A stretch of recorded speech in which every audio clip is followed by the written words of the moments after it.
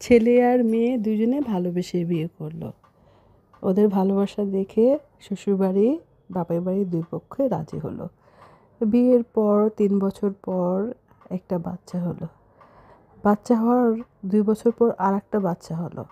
এভাবে দুইটা বাচ্চা হওয়ার পর দেখা গেল ওর হাজব্যান্ড, মেয়েটির হাজব্যান্ড অন্য একটা মেয়ের সাথে সম্পর্ক তৈরি করলো এবং সে যতটুক টাকা ইনকাম করতো ওই মেয়েটার পিছনে উড়িয়ে দিত। বইয়ের খরচ, সংসার খরচ, বাজার, বাচ্চাদের পিছনে যে খরচ সেটা ঠিক মতন দিত না। তখন মেয়েটা নিরুপায় হয়ে গার্মেন্টসে জব খুঁজে নিল। সেই ভোর 4টার দিকে উঠে রান্না করে সব কিছু রেডি করে রেখে তারপর সে গার্মেন্টসে যেত এবং গার্মেন্টস থেকে আসার পথে সে বাজার করে আনতো।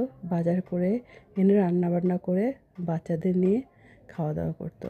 জামাইয়ের কাছে যখন সে সংসার খরচ টাকা চাইতো, ঘর ভাড়ার টাকা চাইতো, জামাই তাকে দুটা কথা বলতো। সেই কথার উত্তরে যখন সে কথা বলতো তখন জামাইয়ের মুখে মুখে তর্ক করিস হ্যান ত্যান বলে তাকে মারধর করতো।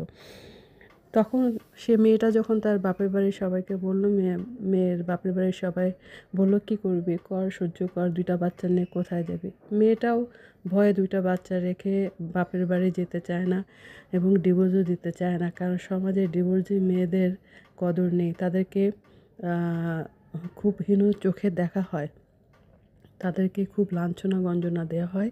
সেই জন্য মেয়েটা নিরুপায় হয়ে ওই স্বামীর সংসার করতে লাগলো এবং সে গার্মেন্টসে চাকরি করতে লাগলো। এরকম মেয়ে হাজার হাজার আছে আমাদের সমাজে।